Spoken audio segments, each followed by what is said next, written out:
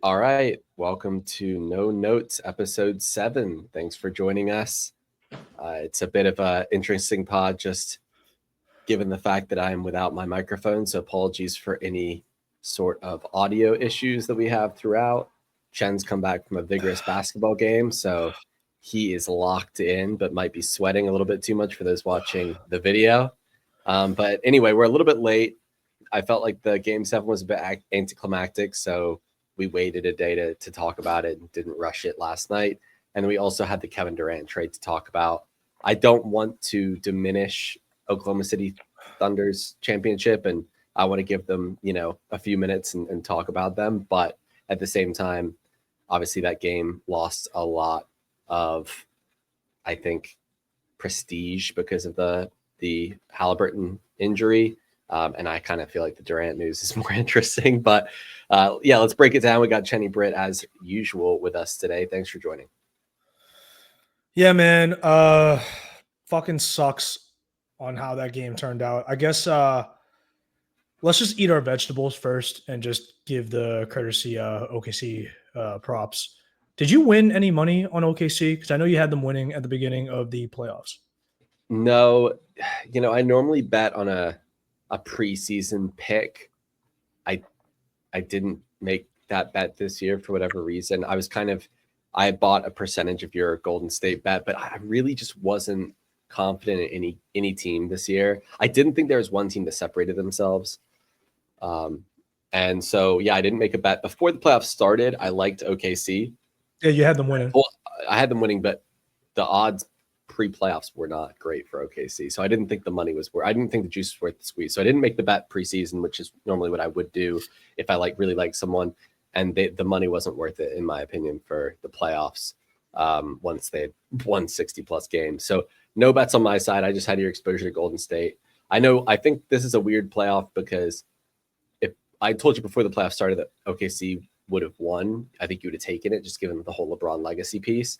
But once the Pacers got to where they did, I think it's a little bit of a disappointment that they didn't pull through. Am I reading that right? Yeah, I think. Look, big picture as a Bron stan, this was a pretty solid playoffs for me. Celtics didn't win, Clippers didn't win, Denver didn't win, and Golden State didn't win. So I'm fine with that overall. I really did want the Pacers to win, as did you. The way they play is just awesome. I love Halliburton. He's one of my favorite players in the league. But yeah, let's. I'll get out. I'll get it out of the way and give props to OKC. Props to Sam Presti for getting the monkey off his back. He's been around for actually 18 years. I didn't realize he's been around since 07. So it kind of goes to show. I saw someone else tweet this, that winning in this league is really hard, which is why I do think we should fucking pump the brakes before everyone anoints them the next dynasty, which I got to give you credit. You've been saying that. Just and your thing isn't even, hey, they're not going to be great, continue, moving forward. It's just the Spurs are coming. Teams in the West are getting really good, which we'll touch on later because I think we both think the Rockets got really good. But look, I hate him. I hate the way he plays in terms of the flopping, but props to Lou Dort for turning himself from a terrible offensive player to someone that's shot, I think, 40% from three this year, and he hit some big threes in the playoffs. He's obviously a great defender. What I don't like is I think he's a little bit dirty, and I don't like how much he flops on the other end. I just think just play defense the way he does, and he would typically be a player that I like. I just hate the flopping. Obviously, Shea, I got to give Shea a lot of credit. He had an incredible season, topping it off with the Finals MVP, Western Conference MVP. Really great season from Shea. I think he deserves it. He's a guy who I think eventually, when it's all said and done, is going to cement himself amongst the all-time shooting guards conversation. Not saying he's going to be better than Kobe or Wade or MJ, but he's going to be on that all-timer shooting guard list. So really cool for him. He's definitely not a point guard, but great for Shea. It was great capping off this incredible season. He deserves it. I thought Chet defensively was great, and I thought J-Dub answered a lot of questions about whether he could be a number two. He was very shaky at the beginning of Game 7, but came through. Do I think this team is going to keep getting better? I do. Obviously, they have a lot of draft assets. They have Topic coming in next season. So, props to them. I think ultimately, though, Kawhi being a bad guy is the root of all of this. And unfortunately, evil one. I thought that I thought the finals, and you called this out first. You were the first guy to be on this. Man, it was whistled so fucking poorly. There was that play where TJ was just getting grabbed by Kaysen Wallace right in front of the ref, and then Kaysen ends up picking him, and the ref doesn't call it. I just feel like what they were allowed to do was insane during these finals.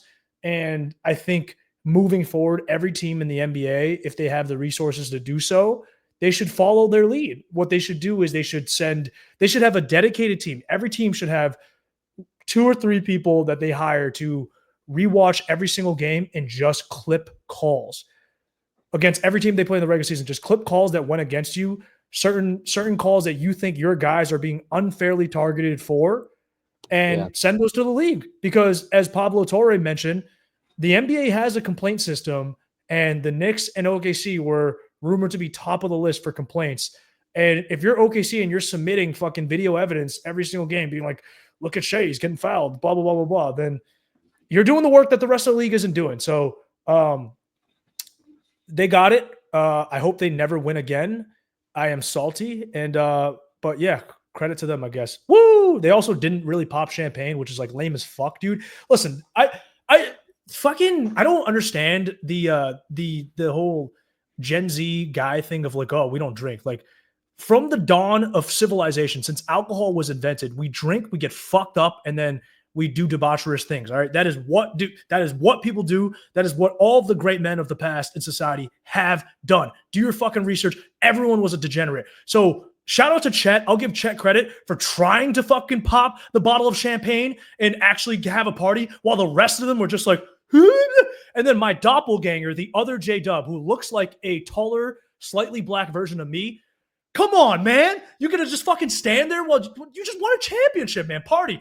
You remember when the Heat went back-to-back and Pat Riley was fucking pouring champagne on Rachel Nichols' head? Where come on, man. I think that's the least of what happened. But anyway, I think I agree with most of what you said. Yeah, I think that it's a weird one for me. It's a really weird championship for me because I simultaneously said OKC was going to win it before the playoffs and maintain that throughout the playoffs. And at the same time, I desperately wanted them to lose the Denver series, and I desperately wanted them to lose the Pacers series. Not that I had a dog in the fight, but I just liked those teams and would have liked to have seen them progress, or in the Pacers instance, actually win it. The refereeing, the officiating, I was texting you about that in the Denver series. I was way ahead of it. You were way ahead of it. You were way ahead of it. I'm not going to put an asterisk on their championship, but if we're putting an asterisk on everything, which it seems like everyone wants to do, like the bubble, or if there's a lockout season, whatever, everyone wants to apply asterisks left and right. 2 things for me. One, the officiating to me was all-time bad. Like, really, I'm not saying it's the worst I've ever seen, but it's up there. And number 2 is, I mean, I think if Halliburton stays healthy, I think they win Game 7. I don't even think it's a question for me. I think the way that the Pacers came out playing and the way that Halliburton was running that offense and hitting those threes, I think they're about to steamroll them. And I don't think OKC had the chops to stick with it. And I think that they pulled an all-time luck card out of their ass. Like, I really do think if Halliburton stays healthy for 40 more minutes, the Pacers are champions. And that's the NBA, though. That is the NBA. And what I'll say is we've seen it with Kevin Durant and the Warriors. We've seen it throughout history.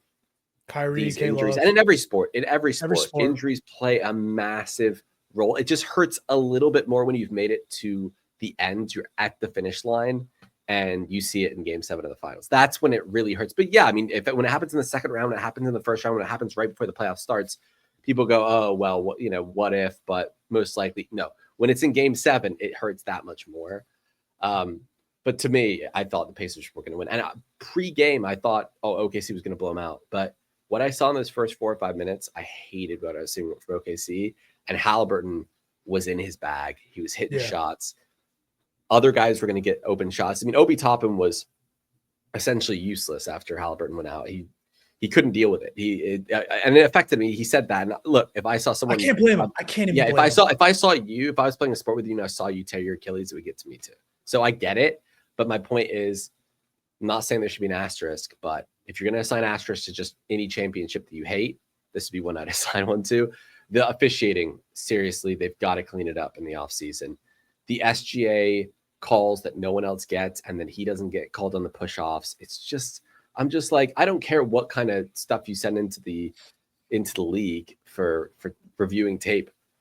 All I'm asking for is parity. I swear, I've seen so many guys get called for that push-off, and SGA doesn't, and everyone's like, oh, but he doesn't flail. I don't care. It is a push off every single time, and he gets those ticky-tack foul calls that no one else gets.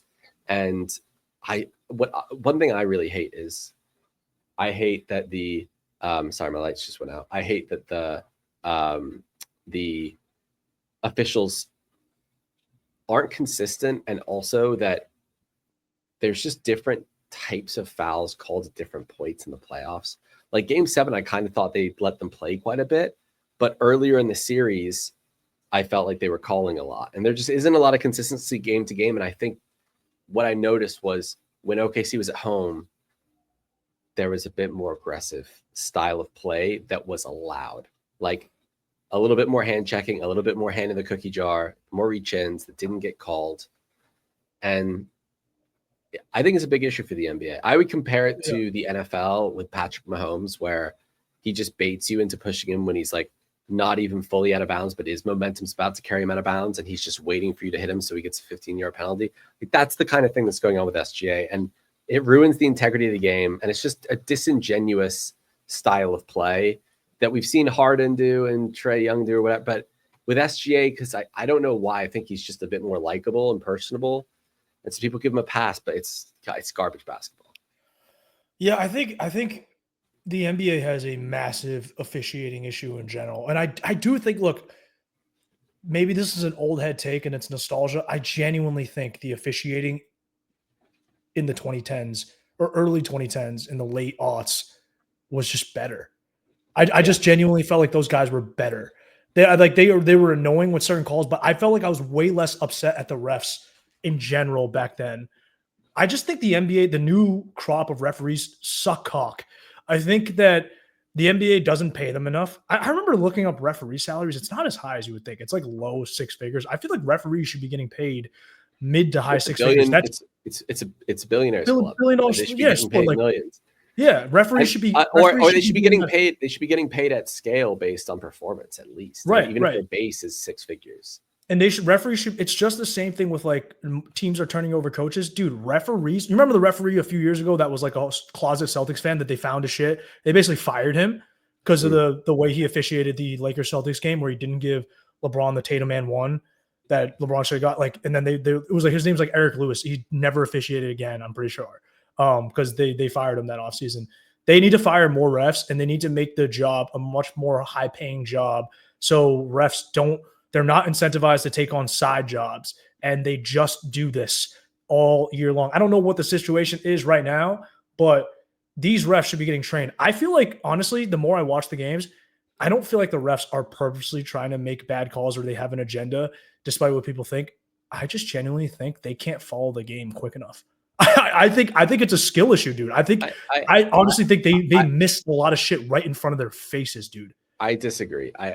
You don't think that you think they can follow the game, bro? I've seen, just specifically to me, I've seen SGA's push-off call get called a bunch this year. It's not like they're missing it in every game. It's they call it, and then when SGA does it, they don't call it. So to me, that's just negligent.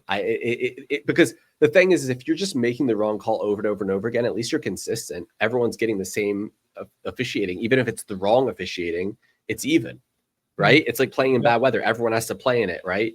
But it's when I see certain players get an advantage and others are at a disadvantage, and SJ is at such a big advantage. It's astronomical at this point. So yeah, I also think that AI will come in and make it just in sports in general. I think we'll see it implemented. Not going to replace referees with robots just yet, but we'll see kind of an aggregate maybe of, okay, we can collect data on these are the types of calls or this is what they look like. And then we can do pattern recognition and we can maybe get easy overturns without having a challenge or without having to take 5 minutes. Especially like, I think that we could get a lot of reviews on foul calls and even out of bounds a lot quicker than we do. So, but for me, I mean, beyond that, this series, it's an SGA Mahomes type issue for me. And I don't want to take away from their championship. I don't. I'm not putting an asterisk. But for those that love to assign asterisks, you totally could for this championship. I agree with you. I think they'll get better because I think Chet's going to get better, and I think Chet is unbelievable. And you can't name 10 guys in the NBA with a higher ceiling than him. You just can't. He just impacts the game way too much. But at the same time, I think a lot of teams are catching up, and I've talked about this on previous podcasts going into the offseason. And it's not that I think OKC is going to take a dip in level. It's just it's a relative game, and Spurs are going to be better. Houston's going to be better. Timberwolves are going to be better. We're going to see we're going to see a bunch of teams either load up in this offseason or reload after next season. So it's a 1-year window maybe, but probably not even a 1-year window. We could see one of these teams make a leap next year. And that's including the Houston Rockets after that incredible Durant trade for them. Yeah. I think I tend to agree. They do have a lot of assets. And, like I said, I think we need to – I want to just do a small mini segment of fuck you, Kawhi Leonard. This is Kawhi's fault. Kawhi, they were able to jumpstart this rebuild because they got a future MVP and a bunch of picks. That's like insane. You normally don't get both. They got the future MVP and they got 4 first rounders, and that's what jumpstarted this whole thing because they were able to tank with SGA. You remember the first 2 years they would just they did it with 2 years for 2 years. Yeah, they just shut down SGA. What I'll say, why is it that guy? Though, I agree. What I'll say is, I don't think the Clippers did anything wrong at the time. I would have made the no. They did what they had to do. Who's turning down Kawhi Leonard at his peak? But they didn't need to. But if Kawhi wasn't a bad guy, no, I know. If he hadn't forced the hand as hard as he did, but the other thing is I do have to give OKC credit. There are a lot of teams that make that trade and then blow the draft picks, and they did a good job of tanking at the right time, making the right picks, and a lot of their picks, Jalen Williams, some of these guys, like they weren't top 10 picks. They were just outside or further right down. They had a few misses with like Poku and stuff, but they drafted pretty well overall. They did. And my favorite thing is the Sam Presti circle jerk that everyone did immediately after Game 7. I'm sorry, I don't care what you do. He could make the right pick in the first round for the next 50 years. Trading James Harden is a cardinal sin. You are going to GM hell for that. I don't care what you do for the rest of your career. You're never going to be the best GM in my mind because trading James Harden was a brain dead move. And I said it at the time. I was like 19 years old, 20 years old. I do remember you saying that. I actually do remember I was like, this is one of the worst trades I've ever seen. It was like Jeremy Lamb and a bunch of bullshit. And I was like, I could not fathom the fact that they did that trade. And again, Sam Presti, good GM, whatever. People love to just announce him as the greatest NBA brain of our lifetime. I'm like, anyone that trades James Harden with that big 3 is an idiot. They are a professional idiot. We're salty haters right now. Okay. Yeah, sure. It is what it is. Sure. No one's listening to our pod now, but someday they'll come back to the archives and they'll clip this. Yeah, inevitably we'll cocks. Well, if we ever blow up, we'll invite Sam Presti on, and I'm sure this will make the rounds when it does. Yeah, I don't really care. Fuck OKC. Yeah. All right, a little bit on Indiana. So I think. Wait, real quick on Indiana. I want to give them their due because I think that this could have been a terrible playoffs. I actually think if you remove Indiana was the most important team in this playoffs because even though OKC won, they could have beat a ton of teams, swept them, whatever. And it would have been just a nothing series and nothing playoffs. I think the Pacers made this playoffs. Halliburton, Siakam, they made this playoffs. They made it fun. I'll remember this playoffs for that. I haven't given a shit about the playoffs when the Lakers aren't in, I don't give a fuck about the playoffs. And this is the first playoffs where I was locked in every night. Yeah. So awesome playoffs. Yeah. So a little bit on Indy. Gutted for Halliburton. I think all of this Achilles stuff, man. I think I read something where a lot of the guys who are suffering these Achilles injuries, they have, if you have a longer Achilles tendon, which typically is better for explosive jumping, but if it's longer, it's a little bit higher risk of tearing. You think about the guys like their builds, Kevin Durant, Halliburton, Dame, Clay. They're like these lankier guys, even a Dame who's shorter. It's like they're skinnier, lankier. You don't see a lot of like thicker guys tearing their Achilles, but everyone has their theories on it. I think this will be something that the sports science starts figuring out a bit more. It could be a combination of things. It could be just insane specialization throughout the course of their entire lives, finally catching up. It could be that extra step that they take. So typically when you jab, I've never done the step that they take, which is, let's say I'm jab stepping where I'm in the triple threat, and my left foot is the pivot foot. My first step is my right foot going out. But then Goran Dragic actually did this in the finals, where I think there's players who've been taught to, instead of extend their right foot out, they actually pull their right foot back and push hard off that. It's a counterintuitive thing. I've never done that in my life, but that's a step they teach, which is like, apparently it puts a lot of strain on your Achilles. Halliburton did that step as well. It could also just be the pace of the game. It's so much faster. They're running so much more.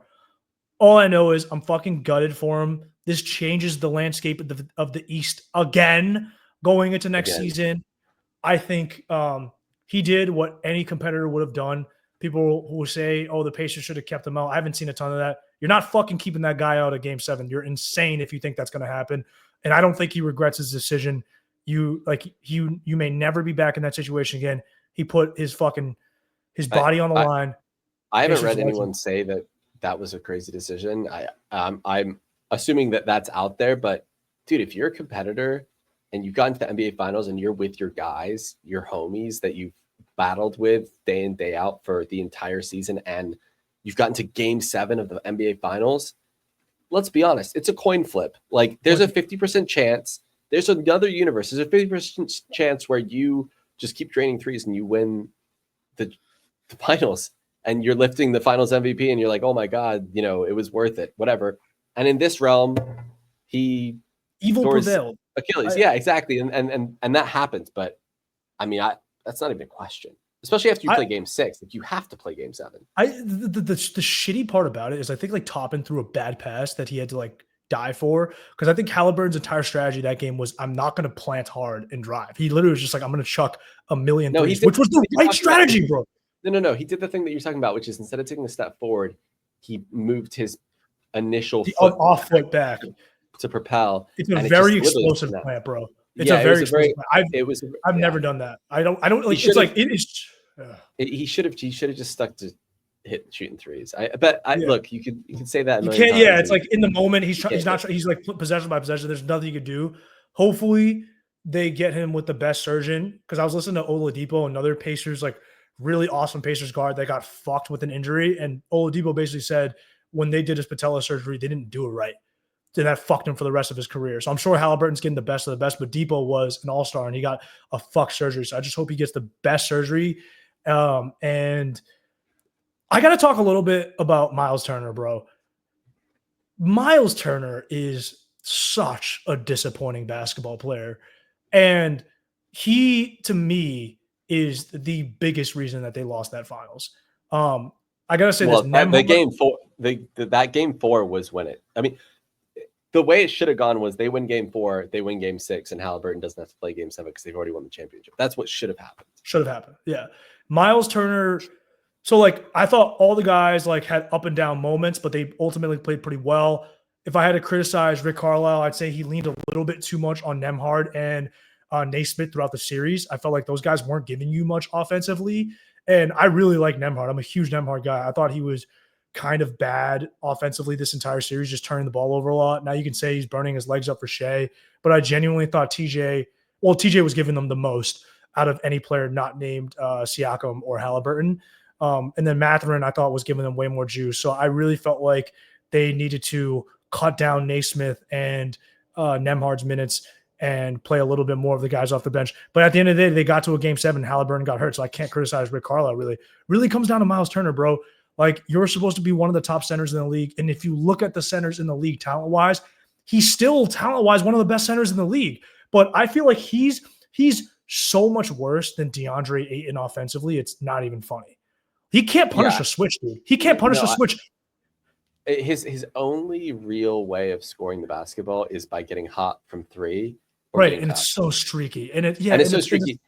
My issue with it, kind of in defense of him, is we've known this forever, and that's why he's perpetually been on the trade block. Every trade machine, like he's got to be like a top 10 trade machine guy in the NBA for the past 5 years. But he's always in these trades.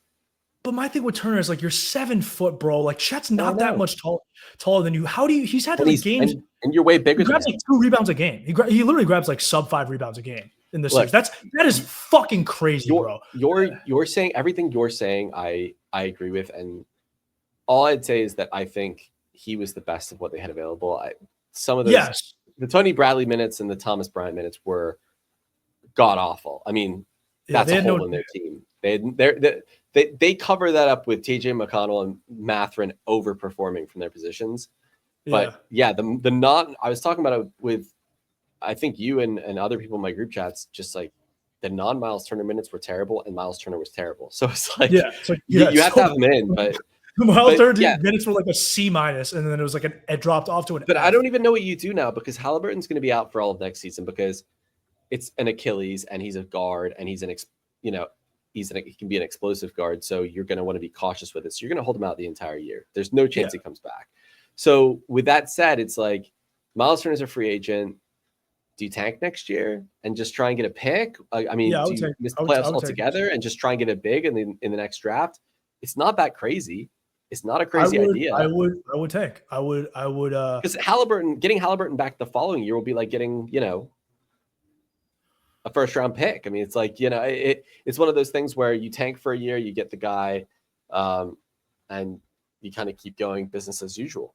So I think they made that trade. I don't know if they have this year's pick, but they made a trade to get like more draft capital so they can make a trade. Well, they traded this year's pick for next year's pick. They got their own pick back for next year. Oh, so they have next year's pick.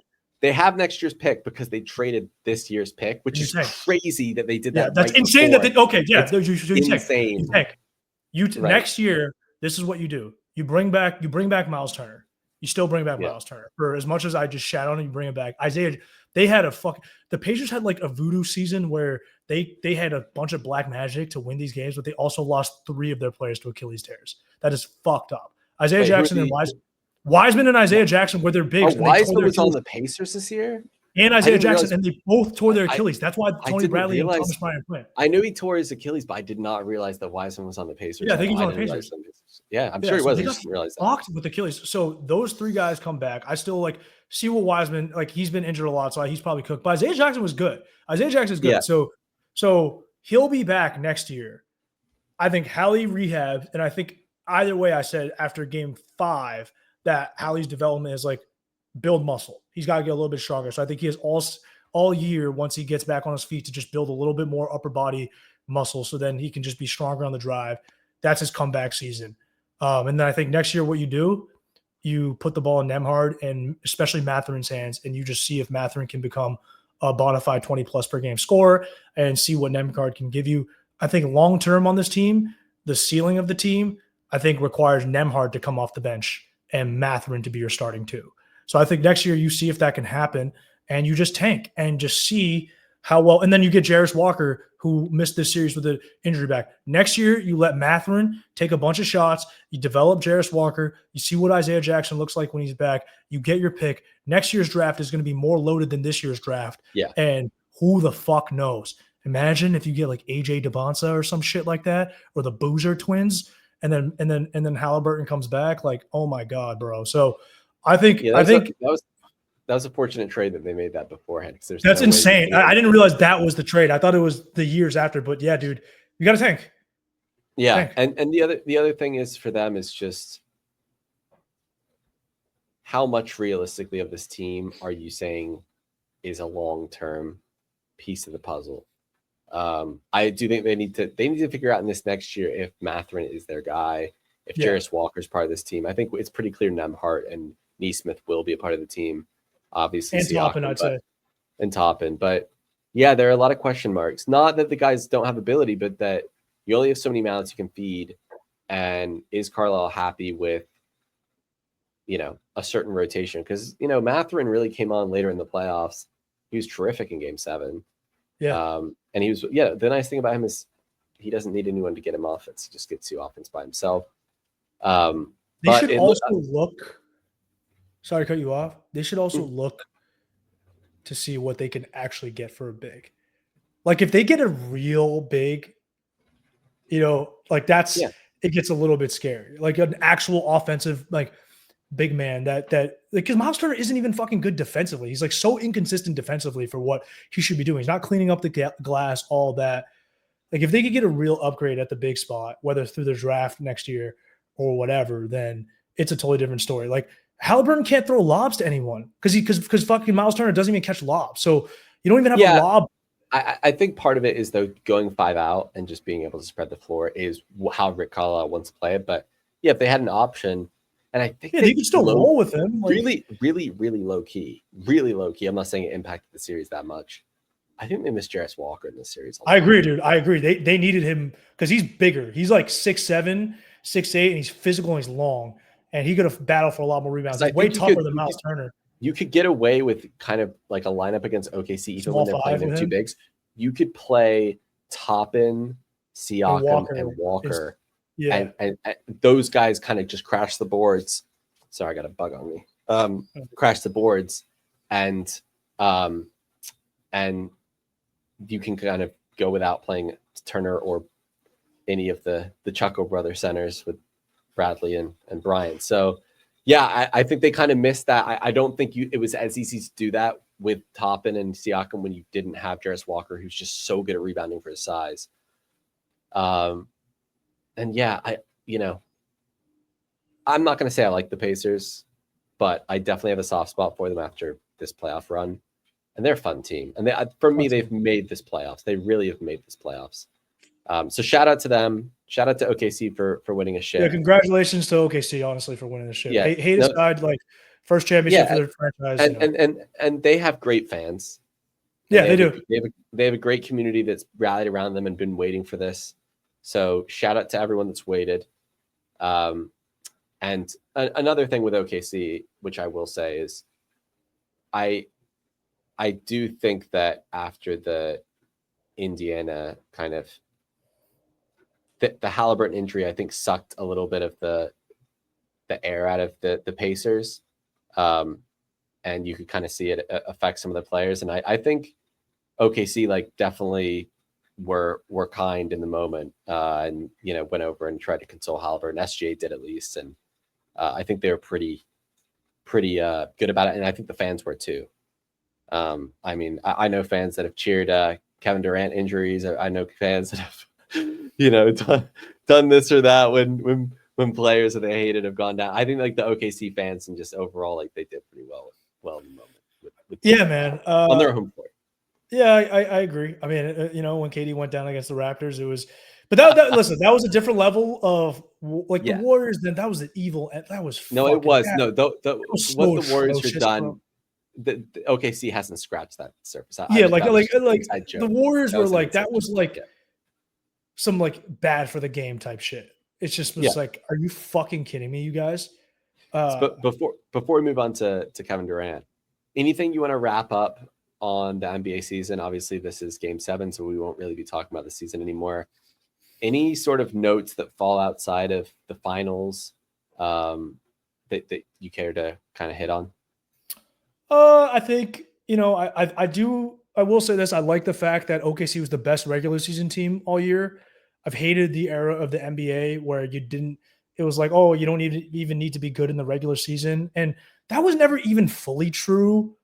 It was never true in the West. It was never true in the West. It was only really true for a team with one guy, which was the LeBron James teams. And it's not like they were the 7th seed. It was just, hey, if LeBron's team's the 4 seed in the East, they still have a chance because he's still that fucking good. But this became this mythology, then became this attitude. And I felt like it even affected the Lakers teams later on with LeBron on it. And it was all right, this is an older LeBron. can you guys please fucking build a real team and take the regular season seriously? So I like the fact that OKC was super dominant in the regular season. And I like the fact now that the last, honestly, 6 champions have all been dominant in the regular season. The Bucks were I mean, it really was just a LeBron thing. Like it's even if you're not been, the number 1 seed, you can still be a dominant if you're a top 2 or 3 yeah, seed, especially like in the West, where it's like, dude, there's one game West. separating all these guys, all these teams. I agree with you. And it's a great point that you made. Honestly, I wasn't even thinking about it. So I'm glad you brought it up. But yeah, I mean, the LeBron era was the only era where you could just get away with that. Yeah, you could just be like bad during the regular season, or like have moments where you look really bad and then go into fouls. Like that's not. And keep in mind, the Cavs would make midseason trades. They wouldn't start off well, and then they would add players, and then they would have a stronger second half, but maybe not good enough to be the number 1 seed. And they do really well in the playoffs and keep the momentum. So yeah, I'm totally with you. That is a great post-it note for this season, kind of continuing that trend. 100%. And so that's all I got. Let's talk KD, and then maybe let's talk Lakers ownership. Let me reload on my water.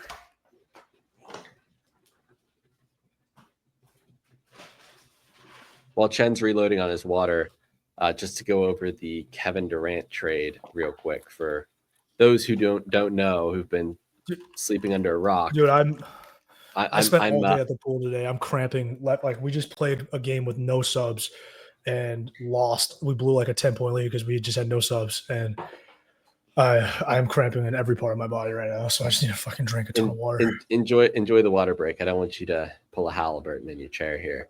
I was just about to, as you were getting water, just telling the folks at home who are listening what the trade details were. So let me do that.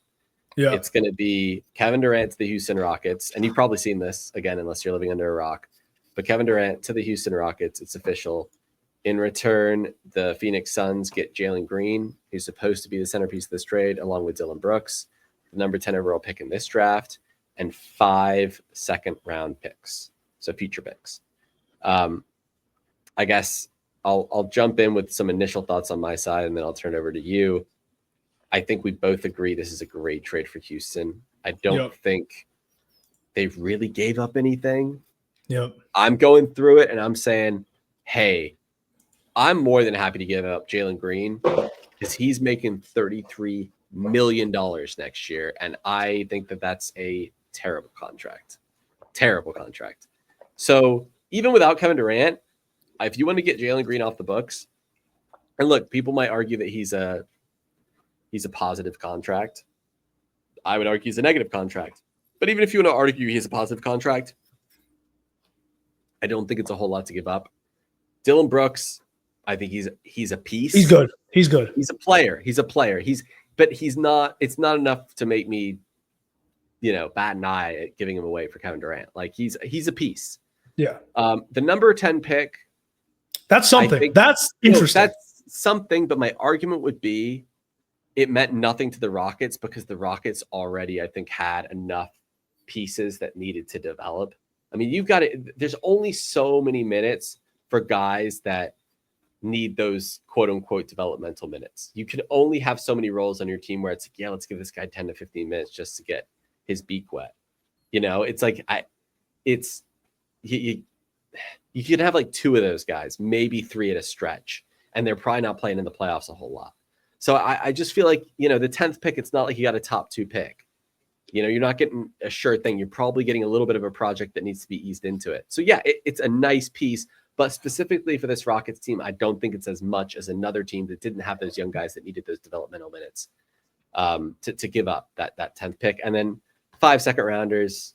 Look, I think second rounders are valuable, but I wouldn't prevent it from getting a guy like KD. And you can always go in and buy a second rounder if you need to in the future if you really like someone and identify them. So, overall for me, this is a slam dunk trade for the Houston Rockets.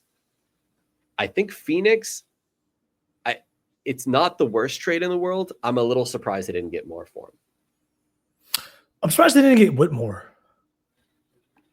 Yeah, I'm surprised that was all the Rockets had to give up, and I'm more surprised not just that the Rockets didn't have to give up Whitmore or Tari Eason or someone a real piece, but that the Spurs, the Heat, like no one could come in with a better offer than Jalen Green, Dylan Brooks, and picks. So it sounds like the Heat weren't serious about making any offers. Yeah, they pretty much had everyone on their do not trade list. It's like I didn't even Yeah. know who was available for them to trade at one point. So And yeah, then the Spurs didn't really pursue him that heavily, and I thought they had the best trade package. I've been telling you for weeks they had the best trade package if they wanted to do it. what do you think what would you have done if you were the Spurs? You can give away the 14th pick. Yeah, I'm not giving up Castle. No, Castle's untouchable. It's like Vassell. It's probably Vassell, maybe Sohan, maybe Keldon Johnson, the 14th pick, and some other second rounders are protected first later down the road, something like that. But I like Devin Vassell. I like Sohan a little bit more than Jalen Green's contract. I just hate Jalen Green's contract. I just think $33 million for Jalen Green's crazy. And some people might be like, oh, he's going to take a jump on a bad team, but dude, a backcourt of Jalen Green and Devin Booker does nothing for me. It's tough. Does absolutely nothing for me. I like Dylan Brooks if he was going to. I think they could probably flip Dylan Brooks and trade him to a contender because I think he's a guy that can give you playoff minutes right now. And maybe the 10th pick ends up being a hit, and we look back on this, we go, wow, what a great trade for Phoenix. But I just feel like you couldn't get more out of the Spurs. Did the Spurs really even have a serious offer on the table? Was Vassell even an option? Was the 14th pick even an option? I'm like, maybe not, because it seems like Miami wasn't serious about it. And I'm disappointed. You were talking about it earlier, I think 2 or 3 podcasts ago, maybe episode 4. You referenced the T-Wolves.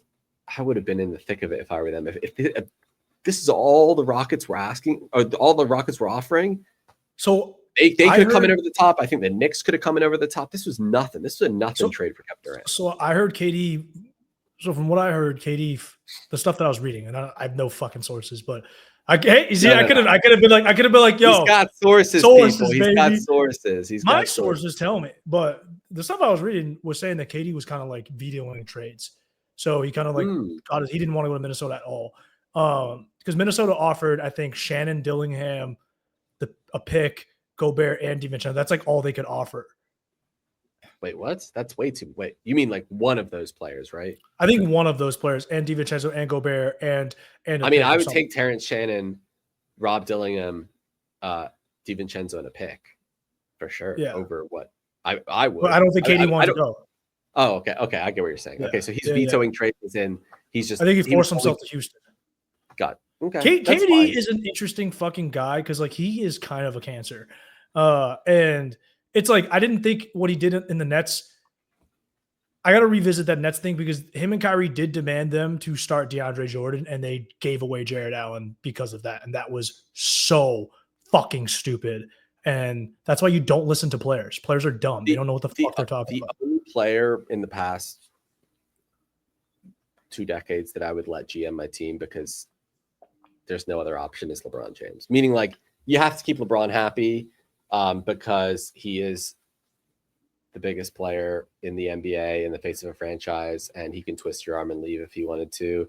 Yeah. And so I understand why like the Kevin Love trade happened and a bunch of trades happened. Mo Williams, he had his hand in almost everything that happened with right. And he's made huge mistakes with those. Right. But I understand giving him the Thanos power.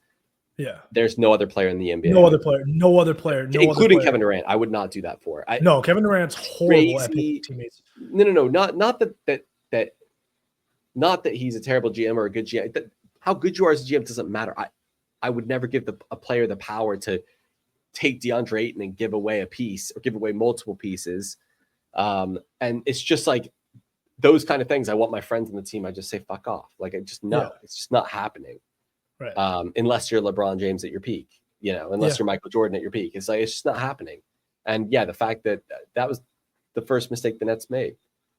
And none of these players are going to stick through the GM side, right? They're going to go to a new team and be the GM of that team. So it just, it doesn't make sense to allow people to do that. So I'm not a huge Jalen Green fan. I was a fan of him coming into the league, but I've been very disappointed with just how he's developed. I just feel like he should be, if he wants to go be an inefficient offensive player, fine. Dude, you're a freak athlete. Like you should be a lockdown defender. If you can give me lockdown defense, I don't even fucking care if you're chucking because you're so athletic that it's like you would be a game changer defensively. So I am disappointed in Jalen Green's development. I do think he's really talented, and there's something there. So maybe Phoenix is thinking, okay, we have, if he hits, he could be really fucking good. I don't think he has a lot of trade value, like you said, because of the contract. The 10th pick is interesting. In this draft, it's interesting.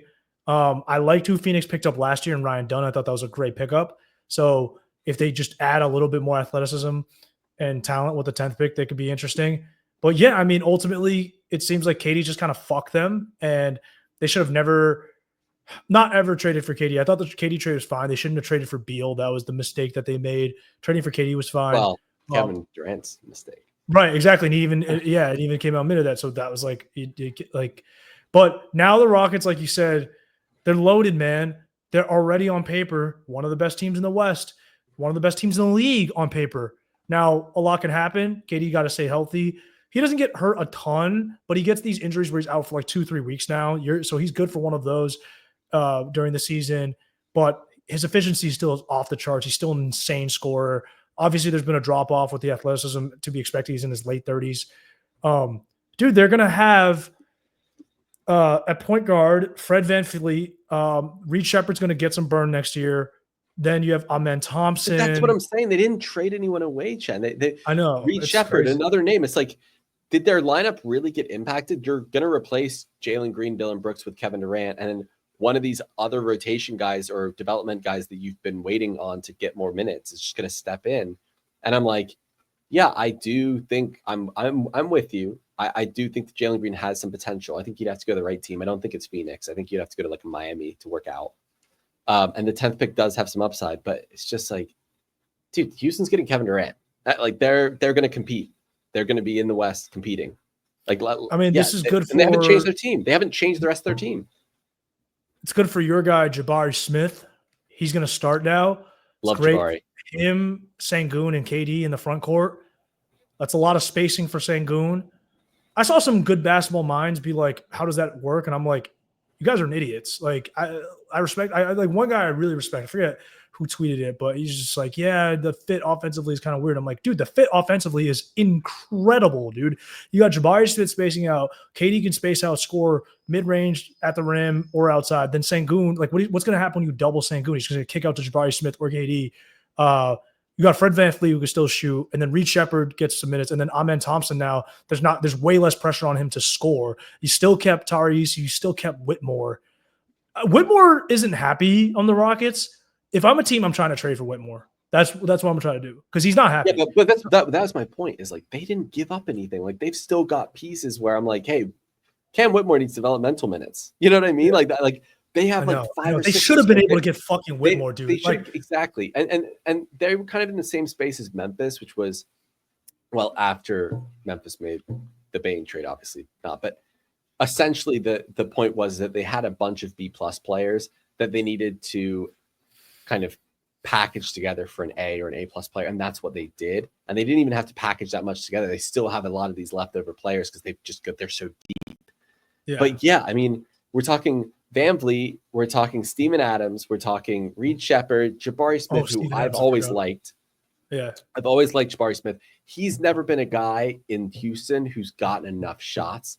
There just hasn't been enough of the ball to go around. He's going to be able to get more looks. I think you'll see his points. He'll score 4 to 5 more points per game next season. I think he's a good player. He's a catch and shoot guy though. He can't create, but he's a catch and shoot guy, but I think he's a better player than what he's shown so far. Amen Thompson, like you said, Sengun, I think is a good fit. Tari Eason, Cam Whitmore. Even if you don't keep all those guys, you still have trade assets. If you want to make another move, bring another veteran in to try to complement the rest of the young group. It's, man, like this team is in such good shape, and they didn't really give up much for KD. And like, as much as I think the 10th pick is valuable, just with all the names we listed, I'm like, was that guy going to get any minutes on this team? I just love this move for them. I just feel like they upgraded so much without giving up anything. And yeah, it's one of those where if you're the Houston Rockets and you don't make a move next year, you're a play-in team, or you're. I mean, they swapped Jalen Green for KD essentially. Yeah, essentially. But I'm saying I don't. Think sorry, No, Dylan Brooks and there are other pieces, but it's essentially you're swapping out one of those guys, putting in KD, and then bringing in one of the guys from the bench that otherwise wouldn't be starting and having them start. So yeah, it's a great trade for them. But my point was like they were the 3rd seed this year. Were they? Yeah, they were the second seed. They were the second. They were the second seed. They were the second. But I there think was like all like 2-game differences. Right, and that was my point. Is like I think if you run this team back and you don't do anything, this is a play-in team, or maybe a 6th seed or a 5th seed, but they're not going to be the 2nd seed again. Just running it back. It's not a run it back team. They had to make a move, and man, this is such a good move for them. This is such a good move. They've already probably won the offseason for me. Yeah, they've definitely won the offseason. Yeah, I mean, yeah, they're going to be one of the best teams in the league next year. On paper, they're one of the best teams in the league in one move, and KD has just jumped to another just elite situation. How does he do it? This is his chance. Time to step up. This is his chance to. I think there won't be a ton of pressure on them to win next year, but I think they could win next year. They could definitely win next year. But I don't think the pressure's on. I don't think it's now or never for them. Yeah. But the pressure's not up. But Ime is not a good offensive coach, so they still need to run real offense. Like but like you still have to run. You still have to. Dude, they were trying to run real offense with like Amen Thompson. I'm like, but try running it with Kevin freaking Durant. Yeah, but we've seen offenses get stagnant with Kevin Durant too. Like you got to run real shit. Ime doesn't run shit. I agree, but I think that you can play make through Sengun. I think they do have shooters. I like Jabari Smith. I like Reed Shepherd. I didn't see a whole lot of them, but I liked him in college, and I like Van Vliet. This is like an A+ trade, however you look at it for me. It is. And for Phoenix, we don't need to dive too deep into it because it's not that interesting. But they didn't get I don't think they got as much as they thought they were going to get for KD when all this started. And they don't have their pick next year because I think Memphis picked up the swap ability. Yeah, they have. Yeah, Memphis has the. So this team, you can't even tank. I don't even know what you're going to do. I don't even know what they're going to do. I heard that they might buy out Brad Beal, and if they fucking buy out Brad Beal, that's what like some rumors are, which is insane. But if they do that, because they're just like, we don't want you on the fucking, we just want you out of the locker room. Some team is going to sign Brad Beal for like the min or the mid-level exception. And like, dude, for the mid-level exception, that's insane value. Like Brad Beal's still good. He's just not $50 million good, but some fucking bullshit team is going to get Brad Beal.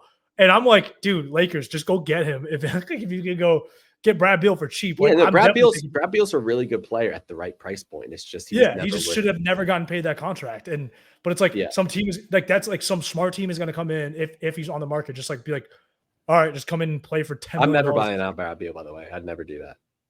No, I mean, neither way, because it doesn't help your cap. I would never do that because I don't think you're going to get a better player than Brad Beal.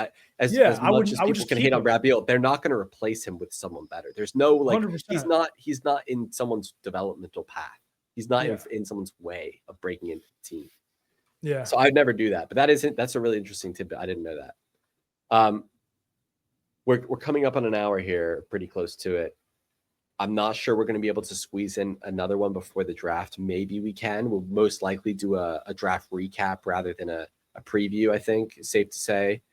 Do you want to talk about kind of what you've heard recently, and we can talk through picks we've liked? We've kind of flirted with this with a few of the other end of episodes. We've done a little bit of, this is my guy, this is what I've heard, blah, blah, blah. But you want to add to that a little bit? It doesn't need to be a huge segment. So I haven't done a lot of research, admittedly. I did recently buy a Con Knuckle card for $10. Serial one. For everyone that doesn't know, it's a Bowman Chrome first. So that means it's his first release card, essentially. Even though it's a Duke card, it's his first public release card. So it has inherent value and it's numbered and it looks like a PSA, at worst PSA 9, maybe possibly a PSA 10, even though those are hard to get today. Yeah, so good buy. For $10. It was a great buy. So I guess even if he wasn't your guy before, he's your guy now. That's what you're saying. Yeah, he's my guy. There's this guy from Penn State. It was I whatever talked his about name him is. the big guy. Yeah, Yannick. Yeah, I talked about him so on the last pod. yeah, so I like him more now because one of my favorite draft analysts, Canyon driver Mark Garcia, was talking about him and says like he like attacks off the dribble and shit as a center. It's like crazy. Uh, Otherwise, man, I don't know. I don't like. There's a ton of names in this draft from the stuff that I've been following, with a lot of guys going back to college and stuff to just work on their draft stock and get NIL money.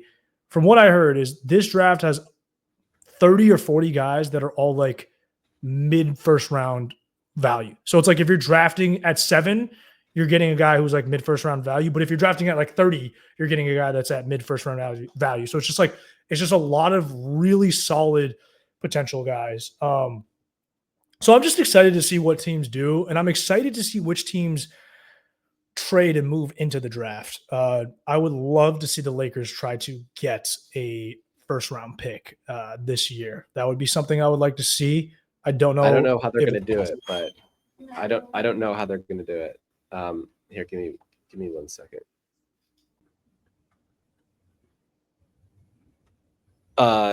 Yeah, sorry. So yeah, I don't know how they're going to do it. I've seen some potential trades floated out where they get like pick number 20 or something when they're trading like a player, and they take like a contract, something like that. So I don't know. I think I don't know. I'm interested to see what they do. I'll be interested to see what I don't know. We'll just see, man. I really wish they could get a first round pick, but we'll see what happens in the draft. And then fucking OKC has a million first round picks again. Like it's just this is ridiculous, man. I don't. The fuck are we even doing anymore? Yeah, I don't know how many trades we'll see just because of the Kevin Durant trade and the Desmond Bain trade that's happened beforehand. But yeah, if the Lakers can get into, I mean, it's more likely they just get into the second round. But if they can get into the first round, or if any team is shopping picks, we'll see. That'll shake things up for sure. One thing I will say is I've heard that next year's draft is people like it more. I think this draft is it's not again stacked with the top level talent, but there are just so many names I like. There are some drafts where I'm just like, oh, I struggle to find names I like, and they're just a bunch of guys who I've either read about, heard about, read scouting reports on, watched tape on, or have, in all honesty, listened to other podcasts that either they've been on or that have been talked about. And I just like a lot of the names. I just think a lot of the names check a lot of boxes. And I think like this is one of those drafts where if you're looking for a particular profile of player, there is that guy in this draft.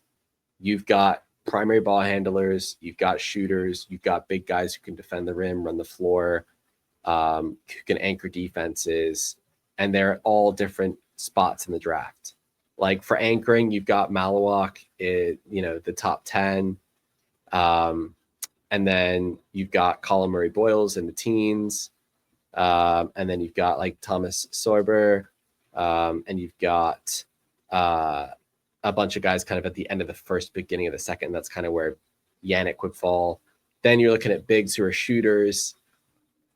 Like I'm just saying you can find them all through the draft. You got Danny Wolf, who could fall anywhere between the teens and the end of the first round. And you've got, primary ball handlers who can score, Trey Johnson, Jeremiah Fears, can't play any defense, but can score. Then you got kind of those Euro wings who like kind of play like point guards, but kind of have more of a questionable shot. Yegor Demon, Kasparis, Shakionis. It's just like, it feels like they've got everything in this draft. So I think we're going to get some hits and some misses, but overall I like it. I got a name that I kind of like that could be around the Lakers range. He might go a little bit earlier than that, but Sion James, the Duke. Yeah, from Duke. He's got the Lou Dort body. He's fucking yoked. Yeah, those Duke guys are really tough to evaluate because they had they're going to have 2 top 5 picks, and but so all those other guys just didn't get the ball enough. They didn't get the ball enough, so it's hard to judge. Yeah, but he could definitely play defense. And the thing I'll say about him is we've had like those Duke guys in the past, like way back, but those guys they were built like Nolan Smith, just like these scoring guards who are like who are really good in college, but they're 6'1". just small. Yeah, Yeah, they're 6'1", not going to make it. Yeah, it's like Zion James is 6'4.5" without shoes, and he is fucking yoked. So that's a guy where I'm like, hey, you come in, you play defense. I know you could take bumps from guys like Jalen Brunson, and you're not going to move. So that's a guy that I'd be excited if the Lakers got. Yeah, so that's a name. I'm looking at some other names. Derek Queen is interesting. I will be curious to see where he goes. I'm He's not sure he's going to very, work. very talented. For me, I just really struggle with guys like him. Like, he's a guy who would be a top 5 pick in 2004. You know, it's just like one of those guys where I think he's uber talented, but the NBA's moved away from his game. And I'm not saying that he couldn't be a piece off the bench, but or even in the starting lineup in a certain role. But I'm like, he's not really a 5, so he's a 4. But but he's not a great shooter. But he is a good ball handler. But he's just such a unique profile that you're going to have to build the team to make that work. He's not a plug-and-play guy. And I think he's more athletic than you think than I'm giving him credit for. Yeah. I think he has to lose weight, but I just don't like playing guys the 4 that can't shoot. To be honest, you have to be such a transcendent defender for me to play you as a 4 and not be able to shoot. I also like what's it called? Drake Powell from UNC. He's got good measurables, just really good athlete. And then I would just say that about everyone in this draft, though. Like it's just crazy. This draft seems uber talented to me. Yeah, and Thomas Sorber from Georgetown. I kind of like him, but he'll probably go in the first round. So yeah, it's also interesting. You remember Nolan Traore? He was like getting hyped to be like a top 5 pick last year. I guess he just fell off from. You remember that? Like last year, everyone was talking about the France. He was in the mocks. He was he was in the mocks. So he just kind of fell off like crazy. So, yeah, we'll see. We'll see. And then I like Danny Wolf's counterpart, the center that he played with at I forget his name, but he was the other center that played with him at Michigan. I think he's pretty fucking good. So I wouldn't mind him. I actually think he's probably a better fit than Danny Wolf on the Lakers. And then Johnny Brome is interesting. He's interesting. He's gonna be a second rounder. He'll be an interesting guy. He's a small. He's really a 4, but he's like a small ball 5 in the NBA because he's not skilled enough to play.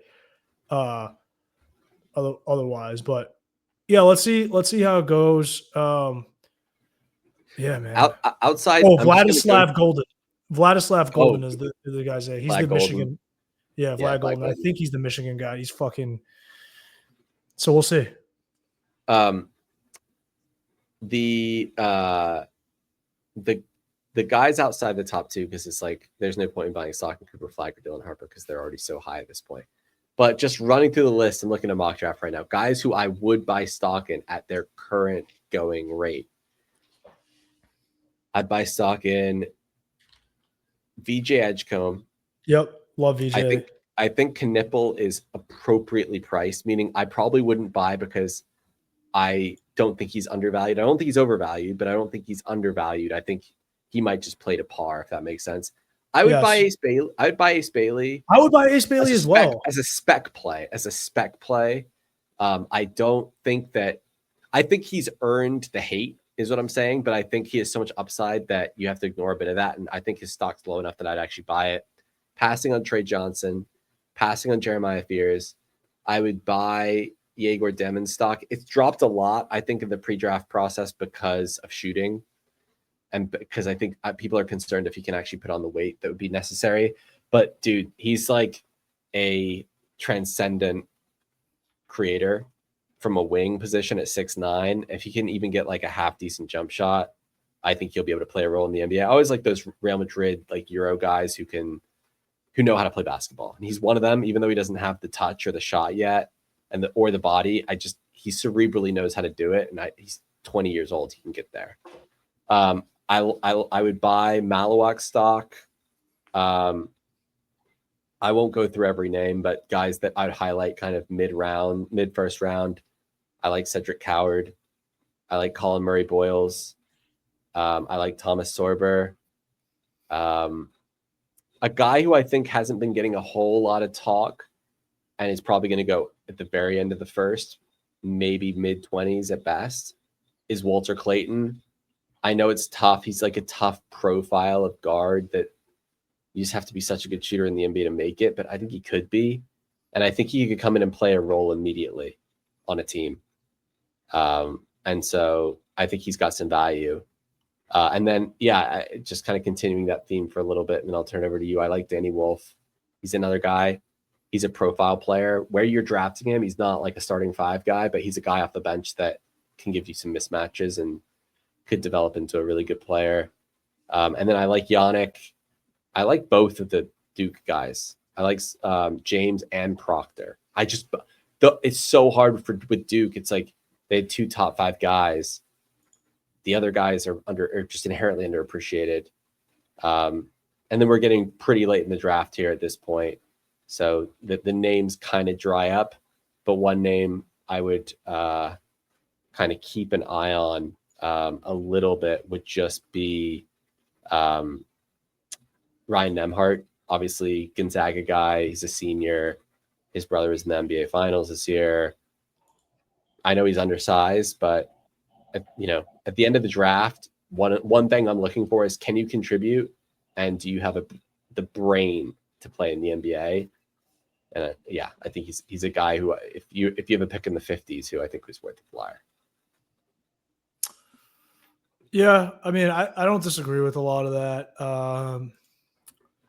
I think I'll be curious to see how the guys like Jeremiah Fears and Trey Johnson fare. I'm not really a fan of those guys. They just don't seem like physical enough for me at the but they're very skilled. So I don't really have a lot of takeaways outside of that, to be honest. I just don't know much about this draft. For me, it's all about profile. Like, not that we need to do NFL combine stuff. I mean, I know that there's an NBA combine, but not that we need to just be like, hey, this is the profile player. They're never working the NBA, and there's no exception. But as a prerequisite, unless you're a transcendent scorer or transcendent creator, you got to be able to defend. Yeah. And I don't like, and you've actually said this first, I'm copying you here. I don't like the De'Aaron Fox type point guard. And that's what Jeremiah Fears is, who's just like, I can run in the open floor. You can't stop me, but can I run a half court offense? Can I play defense? Can I do all these things that are important in the NBA at a high level? I would spend a top 10 pick on him. Yeah. This is a random question before we end. Do you think Halliburton is better than Rondo?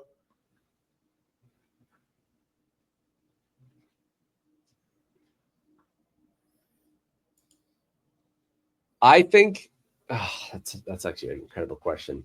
I just always feel like Rondo was somewhat limited by the fact that I was just never afraid he was going to get hot from 3. It's one of those things where he beat you even though you knew he wasn't going to just take 15 3-pointers a game. But he could still beat you. But you had to have other pieces. The thing with Halliburton is that he can be the facilitator like a Rondo, or there are nights where he can just be that guy that lights you up with 15, takes 15 threes, hits 8 or 9 of them. He can do that too. And Rondo didn't have that side of his game to him. Rondo is one of the best passers I've seen. Like, you have him as a better passer than Halliburton, right? Yeah, well, yeah, but not even close. But I just think that Halliburton's overall game is better. Like Rondo, I know how to defend Rondo. It's kind of simple, and he's going to beat you anyway because he's that good of a passer. But I just think Halliburton is a bit more dynamic and offers you a bit more. And again, I'm talking about like player profiles and drafts. I like complete players. I want a guy who, if I'm going to do the exact opposite of what he want me to do, he's going to find another way to beat me. And with Rondo, I don't know. He just, especially in today's game, maybe back when he was playing earlier in his career, his game made more sense, but I think I'd take Halliburton. But it's close, and I really like Rondo for what he gave a team. I think that the difference for me is, if I have Rajon Rondo on my team, I have to have certain players to make him work. If I have Halliburton on my team, I can pick anybody. can that was run my thing. Rondo's a better high-end passer. He can make more types of passes, but I think Halliburton makes his teammates better than Rondo does, to be honest. I think Rondo has to hold the ball. He's just like you're hold the ball point guard, and then he passes if you're wide open. I think Halliburton makes all of his teammates better. I think Rondo can make a star better. Like if you have an Anthony Davis next to Rondo or something like that, he'll just feed them. But I think Halliburton makes all of the guys better. I completely agree. I'll send it over to you for one last question. Right now, I know the draft hasn't happened. I know we haven't seen any Giannis trade yet. If that happens, who do you have winning the NBA Finals next year?